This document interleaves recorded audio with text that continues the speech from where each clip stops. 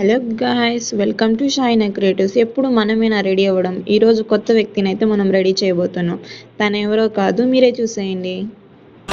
మనలోని ప్రాణం అమ్మ, మనదైన రూపం అమ్మ, ఎనలేని జాలి గుణమే అమ్మ, నడిపించే దీపం అమ్మ, కరుణించే కోపం అమ్మ, వరమిచ్చే తీపి శాపం అమ్మ, నాయాలి అమ్మగా తుండగా జోలాలి పాడన కమ్మగా కమ్మగా.